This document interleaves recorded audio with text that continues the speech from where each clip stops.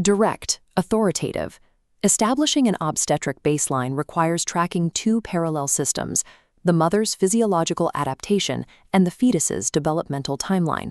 Because these systems are interconnected, the initial visit requires a breadth of data, forming the clinical foundation for the entire pregnancy. Protocol shifts begin with demographics.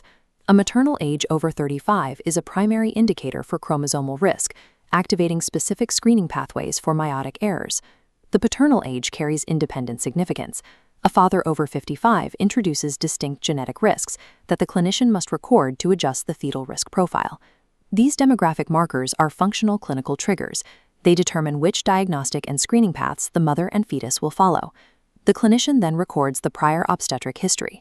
This includes the exact duration of all previous pregnancies, the modes of delivery, and the birth weights of each neonate.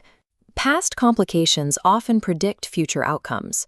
Prior instances of hemorrhage, preeclampsia, or deep vein thrombosis tend to recur, demanding proactive management before symptoms emerge in the current pregnancy.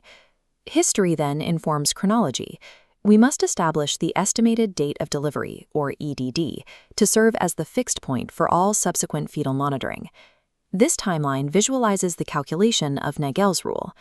By taking the first day of the last menstrual period, adding 7 days, and subtracting 3 months, we establish the standard 40-week gestational scale.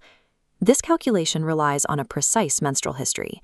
If the patient's cycle is irregular or if they recently used oral contraceptives, the clinician cannot rely on the calendar and must use ultrasound. An ultrasound performed in the first trimester to measure the crown rump length, the distance from the top of the head to the buttocks, is the most accurate method for dating.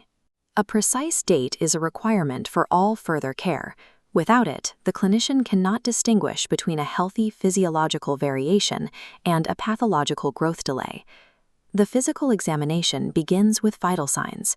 These must be recorded under standardized conditions so the clinician can identify subtle deviations in later trimesters. In advanced pregnancy, blood pressure measurement requires a specific postural adjustment. The patient must be supine with a lateral tilt to prevent the uterus from compressing the inferior vena cava, which can lead to inaccurate readings. Maternal BMI correlates directly to specific outcome risks. A BMI below 20 indicates an increased risk for intrauterine growth restriction, while a BMI exceeding 30 flags a higher probability of gestational diabetes and preeclampsia. The clinician next inspects the oral cavity. Hypertrophic gingivitis is a frequent finding during pregnancy and is typically a benign response to hormonal shifts.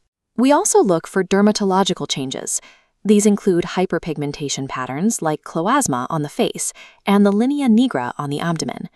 While palpating the thyroid is necessary, a slight uniform increase in size is a normal physiological adaptation to pregnancy and should not be confused with primary thyroid disease. Cardiovascular auscultation must account for the increase in maternal blood volume. This surge in flow often generates a mild systolic heart murmur that is non-pathological. The objective of the general exam is to define the boundaries of the mother's health. The clinician must differentiate between true systemic pathology and extreme physiological adaptations of a normal pregnancy. The pelvic examination completes the first visit. It allows the clinician to confirm uterine size and rule out structural abnormalities in the cervix or adnexa. During inspection, we look for Chadwick sign.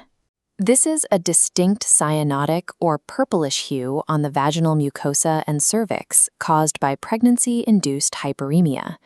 The clinician observes the cervical mucus plug, sealing the endocervical canal against infection.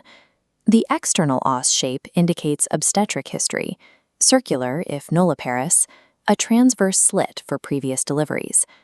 Bimanual palpation, vaginal fingers pressing against an abdominal hand, gauges uterine size, shape, and consistency. This tactile assessment verifies the gestational age. Until the 12th week of pregnancy, the growing uterus remains within the boundaries of the true pelvis. We also palpate for Hagar sign. Between weeks 6 and 8, the uterine isthmus becomes distinctly soft and compressible. The initial pelvic exam provides the first tactile confirmation of the pregnancy, aligning the patient's history with objective anatomical evidence. Once the baseline is established, the protocol shifts to a structured timeline.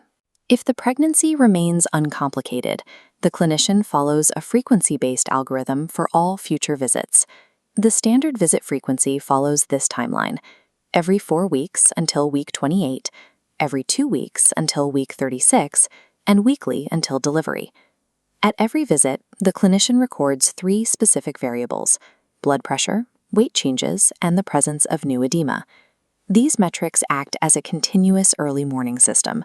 Sudden spikes in these values together indicate the onset of preeclampsia.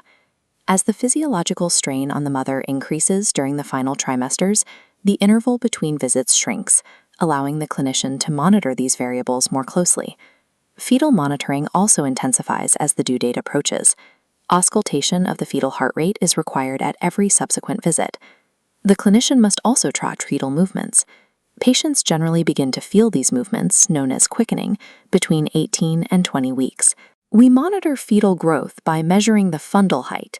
The height of the uterus in centimeters should correspond mathematically to the number of weeks since the last menstrual period.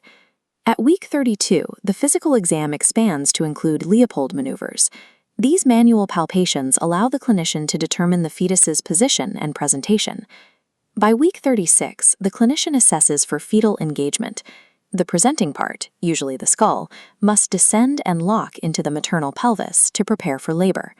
The obstetric protocol begins with an exhaustive investigative baseline and concludes as a targeted high-frequency algorithm guiding both patients to the moment of delivery.